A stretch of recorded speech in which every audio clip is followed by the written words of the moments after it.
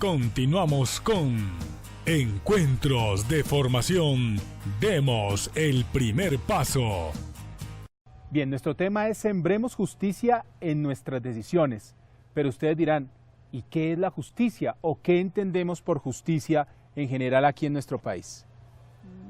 A ver, es una palabra que se usa mucho, por ejemplo, cuando a alguien no le han dado un salario que corresponde a su trabajo, dice, eso no es justo.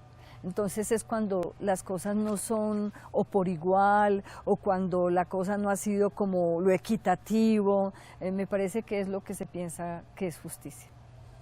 También a eso, hermana Lucely, habría que añadirle que la palabra justicia está muy relacionada también con el marco como de lo legal. Es decir, cuando vemos que, por ejemplo, hay muchas personas privadas de la libertad por cosas que no han hecho, se convierte eso en un acto de injusticia, como cuando no hay transparencia, como cuando no hay como una rectitud en ciertas formas de proceder, que la gente dice, no, eso no es justo. Ustedes han dicho ya algunas realidades que no favorecen la justicia. ¿Qué otras podríamos decir? Yo, por ejemplo, les digo, cuando en una tienda uno paga y la persona que le recibe uno el dinero y le da las vueltas, nos da mal las vueltas y yo me las llevo. Eso sería también un acto de injusticia, ¿no es cierto? Para con esa persona y pues para con el mismo negocio. Mire que me hizo recordar otra cosa, que es cuando los indígenas cobran la justicia, entonces castigan al que fue a robar, tienen una manera de hacer pagar, digamos, la justicia, los ajustician de alguna manera distinta a lo que nosotros hacemos. Ellos dan conrejo, los ponen al piso, es otra manera de hacer justicia. Y ya que el padre se metió en ese contexto de la tienda, del barrio, de lo cotidiano. Lo día a día, lo que la gente sí, vive. Es que yo, por ejemplo, mucha gente se queja cuando el transporte público no responde a las necesidades del usuario. La famosa frase, abro comillas, yo no voy por allá. Sí. ¿Sí? Cuando de pronto no entregan bien las vueltas. Sí. Porque en el caso que usted planteaba, le entregan a uno de más las vueltas, pero cuando la persona que está prestando un servicio público, y no voy a decir cuál, se autodenomina una propina voluntaria, Ajá. Eso mueve a la gente y dice, También. Eso no es justo. Sí. Cuando, por ejemplo, pagamos impuestos y no hacen lo debido con el dinero, no pavimentan las vías, no construyen hospitales, no hacen colegios, ¿No etcétera, hacen eso? etcétera. O sea, todo eso hace también que hayan actos de injusticia. ¿Podemos decir que Colombia es justa o no es justa? Ay, usted se vino, sí. Yo vengo hoy en el programa. Charlos. Usted hoy se vino en este programa Pues muy... tristemente tenemos que decir que muchas veces no es justa, ¿no? Desafortunadamente se vulneran mucho los derechos humanos, siempre favoreciendo a unos cuantos y a veces desprotegiendo a muchos, entonces eso no es justo y por eso hay tantas peloteras y por eso hay tantas manifestaciones de mucha índole, porque se experimenta que en nuestro país no hay justicia. Lo mismo cuando la justicia penal, cuando tienen que llevar a alguien a la cárcel, ¿no? Alguien decía, cuando un pobre se lleva algo, así sea un dulce, lo llevan a la cárcel, pero cuando un rico se lleva millonadas, tiene casa por cárcel. Exactamente. Sí, esa realidad es muy difícil, es muy compleja, en el sentido de que gran parte de los problemas sociales, de las divisiones que hemos aquí planteado a lo largo de todos estos programas, tienen una raíz en el tema de la justicia. Esa frase popular que dicen, la justicia es para los de Ruana, porque si yo tengo apellido, para mí es casa por cárcel. Como yo no soy un peligro para la sociedad, entonces me dan casa por cárcel. Pero creo que en Colombia todavía nos falta y estamos en deuda, sobre todo en esa materia de la justicia, porque eso lleva de la mano al tema de la desconfianza, por ejemplo. Eso la justicia en Colombia, como se concibe, va de la mano con el tema de la desesperanza. Y es un mal que ataca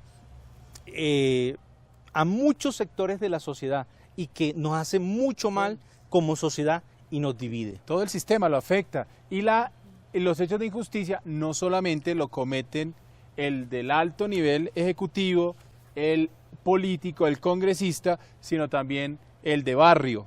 Cuando, por ejemplo, nosotros utilizamos mal los recursos que han puesto en nuestro cuidado. Por ejemplo, cuando yo voy y mando a hacer un mueble, cuando mando a hacer unos zapatos, cuando mando a arreglar algo en una tienda y no me cumplen la hora, no me cumplen la fecha, cuando me hacen mal el trabajo, cuando usan recursos mediocres y me prometen que es la mejor madera, pero están utilizando una madera que no es verdaderamente buena. Eso es injusticia, no solamente el que me roba desde el Congreso o desde el que me roba en la entidad pública, sino también yo cometo actos de injusticia cuando engaño, cuando maltrato a las personas en concreto. Entonces, por eso hoy queremos invitarlos para que reflexionemos cada uno de nosotros cuándo hemos cometido actos de justicia y cuándo hemos cometido actos de injusticia y cómo podemos ser constructores de justicia a través de nuestras decisiones. Para ello nos vamos a ir a escuchar un bello apartado muy breve del Evangelio de Mateo, donde nos invita el Señor a proceder con justicia. Bienaventurados los que tienen hambre y sed de justicia, porque ellos serán saciados. Palabra del Señor. Gloria a ti, Señor Jesús. Bien, pues se dieron cuenta que era un versículo simplemente del Evangelio de Mateo, donde nos habla de estas bienaventuranzas y nos hablaba propiamente de estos bienaventurados. ¿De cuáles bienaventurados nos hablaba el Evangelio? Recuérdenos aquí, Ismael. De los que tienen sed y hambre de justicia. De esos bienaventurados nos hablaba el Evangelio. ¿Y qué va a pasar con ellos? Serán saciados. ¿De qué? Contémosle a nuestros televidentes, ¿de qué vamos a ser saciados los que luchamos por esta justicia? Bien, el tema de esta bienaventuranza, en el contexto general de lo que es la justicia, es muy diferente la justicia ordinaria, sí, la justicia que nos propone la sociedad, la normatividad, buscando el bien común, y la justicia que nos propone el Evangelio. La justicia que nos propone el Evangelio va en la clave de la misericordia, va mucho más allá.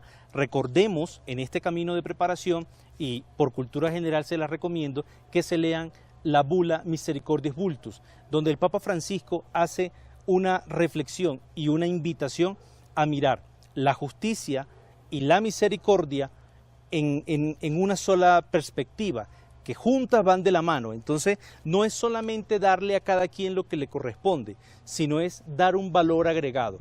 Y ese valor agregado en la justicia vista desde el Evangelio es misericordia, es reino de Dios, es instaurar el reino de Dios aquí en la tierra. Y para instaurar el reino de Dios y hacer justicia aquí en la tierra, eso tiene unas características muy particulares. Y ya lo hemos mencionado un poco en este preámbulo de lo que hemos venido compartiendo. Hay una palabra que a mí me gusta mucho y es con la cual inicia el versículo. Bienaventurados, felices, es decir, benditos aquellos que promueven y necesitan, luchan y defienden este valor, porque las bienaventuranzas nos van a mostrar otra serie de valores y de principios. Entonces, realmente va a gozar de bendición, de felicidad, de plenitud, quien sea promotor de la justicia. Como lo ha dicho ahora Ismael, no solamente desde el dar exacto lo que el otro merece, sino desde dar un poco más allá de lo que el otro se merece, como el Señor mismo lo ha hecho con nosotros. Ha sido misericordioso a pesar de nuestra tacañería, a pesar de nuestras limitaciones, a pesar de nuestro pecado, a pesar de no merecérnoslo quizás, el Señor nos ha dado por encima de lo que nos merecíamos, nos ha dado más desde lo profundo de su corazón. Entonces, por eso me parece interesante que podamos meditar si realmente nosotros nos podemos llamar hoy felices o no como defensores de la justicia en nuestra casa, en nuestro trabajo, en nuestra sociedad. Y la justicia, lo hemos dicho, no solamente la ejerce el juez, el político, sino la ejerzo yo, cuando también correspondo al valor, cuando correspondo al respeto del otro en mis ambientes concretos. Me gusta tanto, padre, como está tratado acá el tema de la justicia en esta guía, en esta cartilla. Me encanta porque dice, va un poquito más allá, nos invita a dar como un paso. Dice, la justicia es sinónimo en las Escrituras a la santidad. ¿Y qué significa la santidad? Si no es hacer el bien a los demás, si no es hacer las obras de caridad, dar de beber al sediento, dar de comer al hambriento. Pero me gusta otra palabra que dice es hacer la voluntad de Dios. Hacer la voluntad de Dios, que a veces no es nuestra propia voluntad, ¿no? A veces Dios nos plantea un camino que uno no quiere aceptar, pero que es el camino que le va a traer una perfecta felicidad. Y lo otro, lo de la santidad me parece genial, madre, porque a veces imaginamos que ser santos es elevar, es levitar, es como volar, es como pasárnosla simplemente rezando. No, la santidad se construye en el día a día, viviendo la voluntad de Dios, correspondiendo al Evangelio y siendo coherentes con toda nuestra existencia. Sí. En esa pretensión de construir el reino de Dios, de hacer justicia aquí en la tierra, creo yo que un cristiano, un católico, un bautizado, alguien que hace parte de la iglesia, no puede comulgar con aquellas realidades que degradan la dignidad del ser humano. Así es. No puede comulgar, repito, con que existan todavía comunidades sin servicios de agua potable, sin servicios de luz, marginados, sin recursos para salir adelante, sin buena alimentación, sin educación, sin salud. Creo que un cristiano, hacer justicia en esta clave del cristianismo, viéndolo en la perspectiva también del reino de Dios, está en eso, no comulgar con aquellos discursos políticos, porque esto también es político, Sí. que degradan la dignidad de los más necesitados, de los pobres, porque los pobres es un lugar teológico bellísimo, Sí. que el Señor Jesucristo pone en los evangelios y que el Papa Francisco rescata. Los que viven en las periferias, silenciados al margen de la historia, esos que están, no sé, Ciudad Bolívar, que están en toda Colombia, en el Chocó, en el Pacífico, en La Guajira, tantas realidades de pobreza, esas realidades son las que hay que exhortar en clave de justicia con la misericordia. Estamos tratando, sembremos justicia en nuestras decisiones. Cuando yo tomo una decisión, estoy sembrando o no justicia. Lo que tú decías, cuando yo promuevo, apoyo, respaldo a un político que fomenta la pobreza, que destruye nuestro erario público, que malgasta el recurso de todos, estoy cometiendo un acto de injusticia porque estoy sembrando injusticia con mi decisión al apoyar a este político porque me dio un tamal, porque me dio un bulto de cemento y después ese nos va a robar a todos los colombianos. Ahí estoy sembrando no justicia, sino injusticias con mis decisiones. Vamos a irnos a escuchar un canto para que podamos luego continuar en la reflexión de este tema que hoy nos congrega.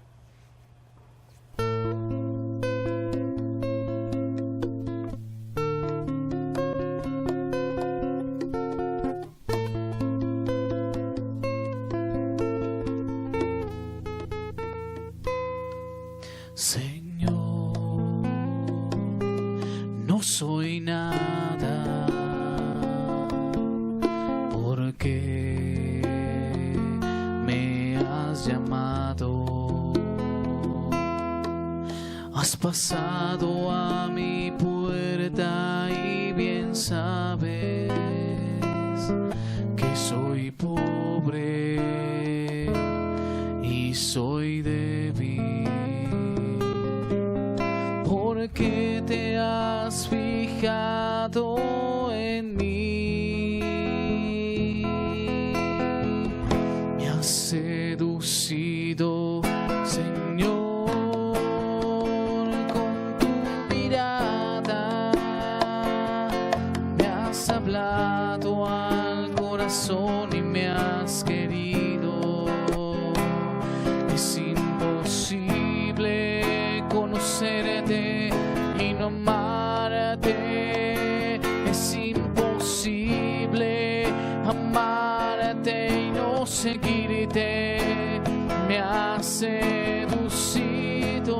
Señor, con tu mirada me has hablado al corazón y me has querido.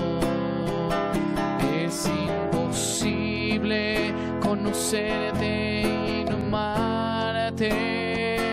Es imposible amarte y no seguirte. Me has seducido, Señor.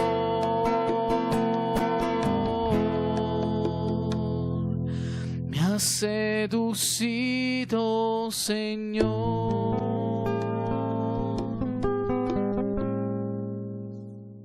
Bien, seguimos en nuestro programa Sembremos Justicia en Nuestras Decisiones. Y veníamos ahorita, hemos quedado en punta aquí con Ismael y con la hermana, de todo aquello que puede generar injusticia cuando aprobamos políticos corruptos, cuando vamos a votar por esos mismos que nos han robado, cuando vamos a apoyarlos a pesar de que nos den un tamal y después nos van a llevar toda la comida que vamos a necesitar.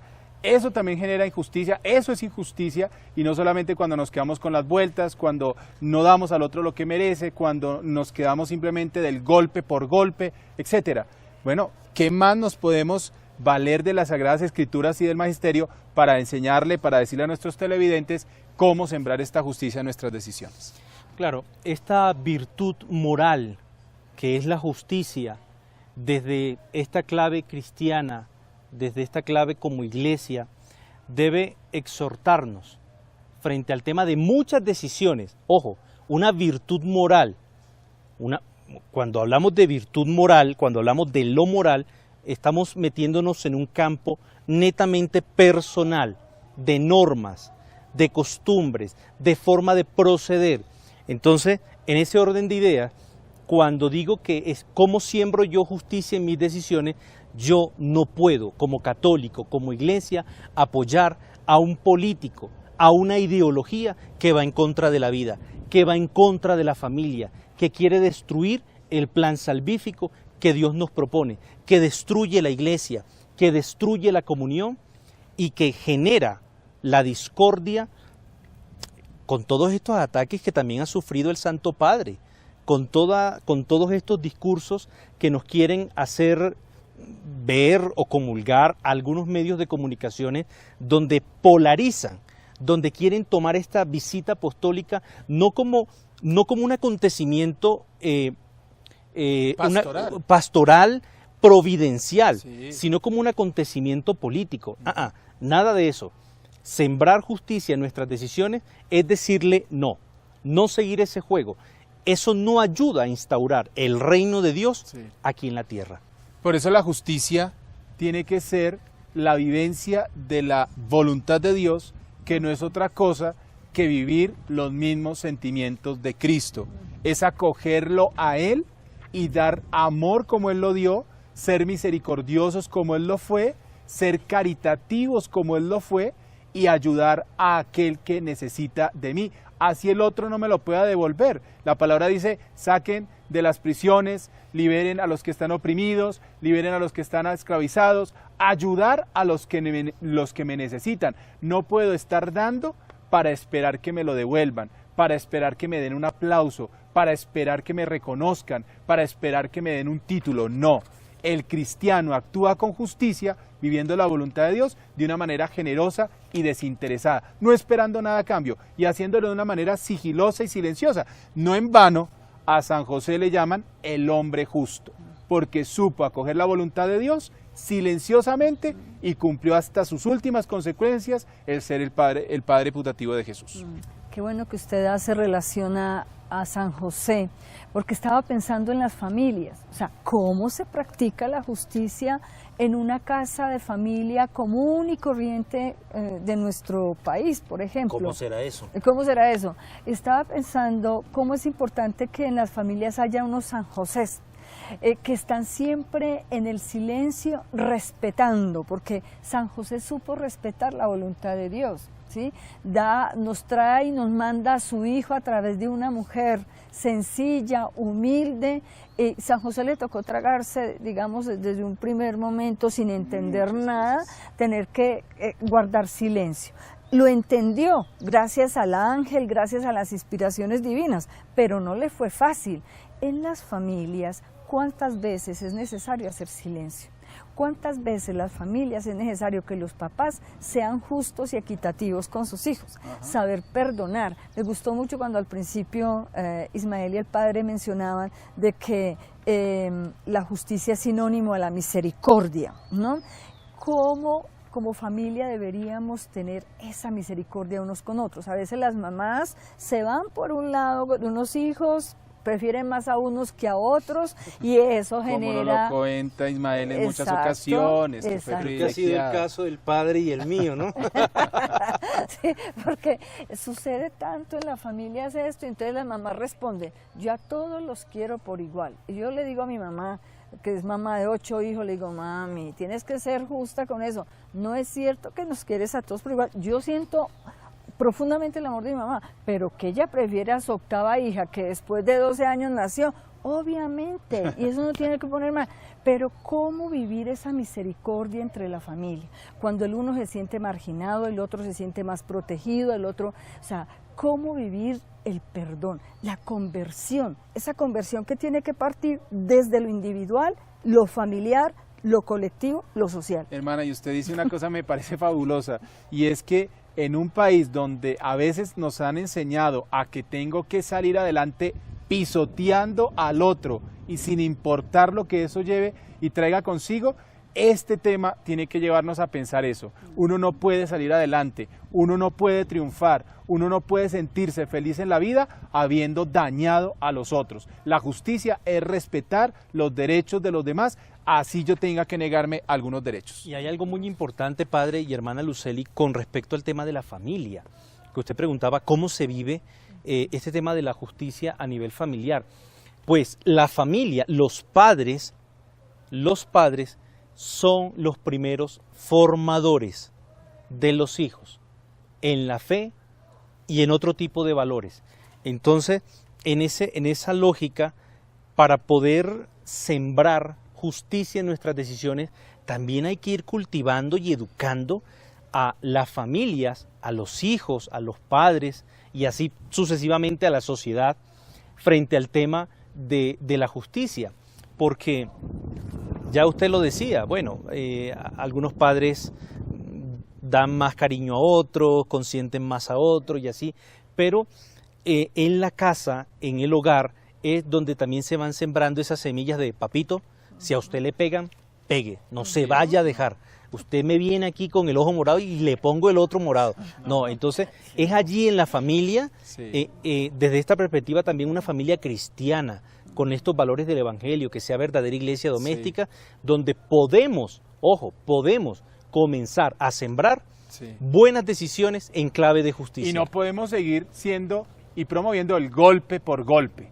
Usted me da, yo le doy. Golpe con golpe, yo pago. Exactamente. Yo creo que tenemos que trabajar mucho en este periodo en que se encuentra nuestro país, el fomentar una justicia restaurativa, donde vamos a restaurar, vamos a reponer.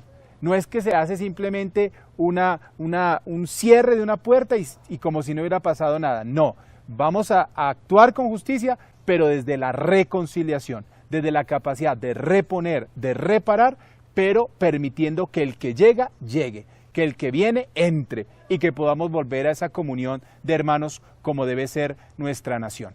Por eso, qué importante que cada uno de nosotros pensemos cómo vamos a sembrar justicia en nuestras decisiones, para que no le faltemos a nadie, para que no irrespetemos a nadie, para que no vayamos en contra del proyecto de Dios, para que no destruyamos la comunión que debe existir entre los colombianos, para que realmente seamos a imagen del Señor, bienaventurados, porque tenemos hambre y sed de justicia. Bien, para nuestra vida, ¿qué queda para nuestra vida? ¿Cómo concretizar, Ismael y hermana, esta justicia en nuestras decisiones? ¿Qué le decimos a nuestros televidentes? Hay situaciones tan elementales para poder practicar justicia en nuestras decisiones, como por ejemplo ceder la silla en el transporte público a las personas que lo necesitan. Hay mujeres, las mujeres embarazadas producen sueño, los adultos mayores producen sueño. porque cuando se suben a un transporte público todo el mundo se duerme para no ceder la silla. Sí, eso no puede Entonces seguir pasando. ahí hay un elemento fácil para poder aplicar justicia en nuestras decisiones. ¿Qué otra recomendación, hermana, usted daría para que tomar es decisiones una en cosa esta tan justicia? simple como es respetar las normas de tránsito. ¿Cuántas veces la violencia, cuántas veces los accidentes han sido por no respetar estas normas, ¿no? Y nos creemos muy vivos porque estamos pasando al semáforo en amarillo, porque ya casi toca y no importan, todavía no está en rojo, y resulta que así se han ocasionado muchos Yo también les accidentes. diría, evitar cualquier tipo de trampa o de engaño. Así eso nos traiga a recortarnos algo, pero es mejor actuar con honestidad. Evitar los chismes, cumplir con los horarios laborales, con los deberes como empleados. Creería yo que son claves y tips muy prácticos para que en la cotidianidad podamos aplicar justicia en nuestras decisiones. Pagar los impuestos, cosa que Exactamente. cuesta mucho, pero no, hay que pagarlos porque el Estado también necesita poder vivir. También es muy importante compartir los bienes propios, o sea, lo que tú tienes lo puedes compartir con el otro y eso nos hará más justos. Y finalmente, vamos a recordar también que sembramos justicia en nuestras decisiones cuando devolvemos lo que nos han prestado. A veces nos pedimos prestado y se nos olvida devolver la platica, devolver el libro, devolver el CD, porque nos amañamos con ello. No, hay que devolver lo que hemos prestado. Y hay cuando le recuerdan que devuelvan Ese es un problema. lo que han prestado. Sí, sembremos justicia en nuestras decisiones. Ya volvemos, escuchemos esta canción y sigamos pidiendo el don de la justicia al Señor.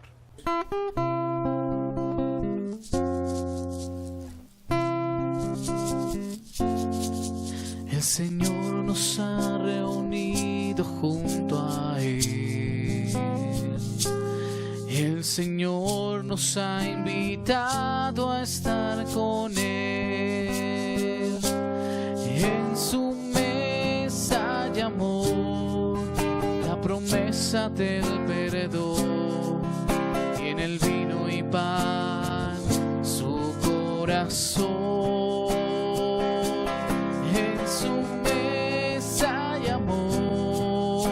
Promesa del perdón, tiene el vino y pan, su corazón.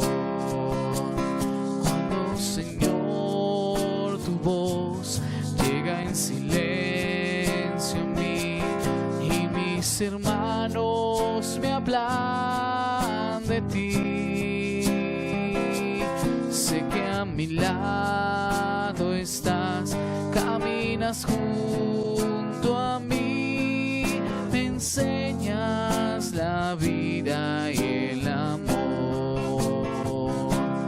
El Señor nos ha reunido junto a Él. El Señor nos ha invitado a estar con Él. En su mesa hay amor, la promesa del perdón, y en el vino y pan, su corazón. En su mesa hay amor, la promesa del perdón, y en el vino y pan, su corazón.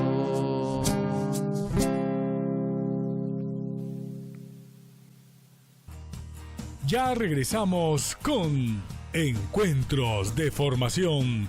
Demos el primer paso.